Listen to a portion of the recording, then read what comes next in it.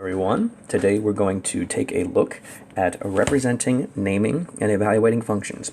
You should have the student copy of the unbounded assignment.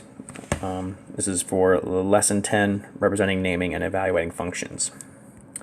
So we'll start out here on the opening exercise that indicates some of the ways that we can represent a function. So we're going to study the four representations of the figures of the functions below. How are these representations alike, and how are they different? So we'll take a look here.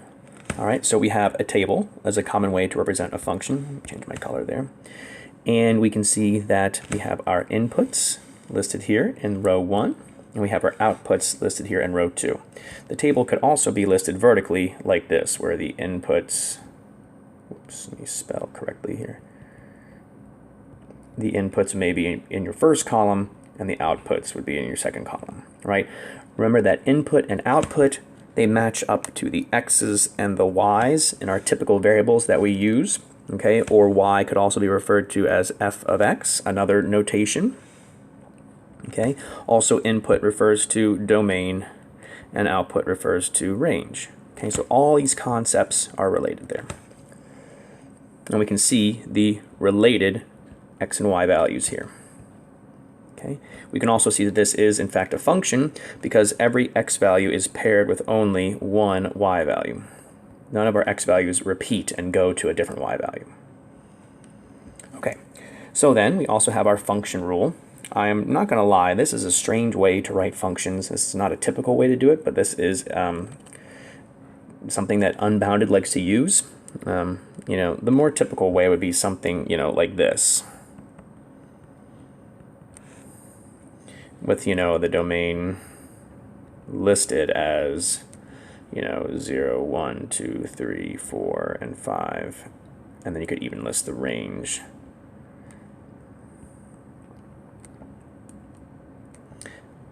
As, you know, the 1, 2, 4, 8, 16, and 32. This is strange. You won't really see, I mean, you're going to see this again in the unbounded stuff, but, you know, and generally we see the function, the notation more like this. Okay. Another way here, this is called a diagram. This also method is also referred to as a mapping sometimes as well. And again, you can just see it pairs up elements from the domain to elements from the range, and it's the exact same function relationship as these other, as the table here, or as the function rule right here. Okay, it's just a different way of representing. And then finally, we also have a sequence too, which is true in this particular case. This is actually recursive notation here, and again, don't sweat that notation too much. We'll see more about that later when we get into exponential functions and stuff like that. Okay, so let's take a look at one of these exercises, okay, to really see what we're trying to do. So we're going to let x be 0, 1, 2, 3, 4, and 5. Those are our x values, are our domain. Or complete the table using the definition of f. So you'll see here that f takes x to y, okay, and we're going to we assign here each lowercase x in x to the expression 2 to the x. Okay, so in other words, our function here is the function 2 to the x. So when I use 0, when I evaluate 0, I just write f of 0, which is 2 to the 0, or in other words, 2 to the 0 is 1. So really all you have to write in there is the 1. Okay, we'll do the same thing with the 1. So we'll have 2 to the 1, which is just 2. This one will have 2 to the 2, which is 2 times 2, or 4. 2 to the 3 is 2 times 2 times 2, or 8. And then 2 to the 4th will be 16, and 2 to the 5th is 32. Okay? So with that table filled in, now we're asked what are the values of f of 0, f of 1, f of 2, f of 3, f of 4, f of 5. Well, that's easy. It's just those exact things we came up with up there. So it's kind of redundant. We're kind of repeating ourselves. So I'll just finish writing these out. 16 and then 32. Okay, the next question asks us to identify the range of f.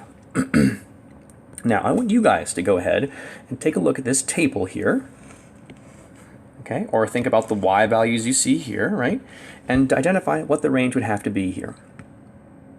Pause the video and try it out for yourself. Okay, hopefully you pause the video. Again, it's super important that if you're going to follow along with these videos, that you pause the video when I ask a question or before I start a question, so that way you can give yourself the practice. Obviously, this is the first kind of lesson for this unit or for the section, so if you want to wait and pause in later videos, that's fine too. But I would really encourage you to try and pause as much as you can to answer the question before I do, so you get that practice. Back to the lesson here though, the range, okay, is going to be, well, 1, 2, 4, 8, 16, and 32. All of the pertinent y values from our table right here. Oops. Press the wrong button. There we go. So, I will stop the video here, and in the next video, I will answer exercises 2 and exercises 3.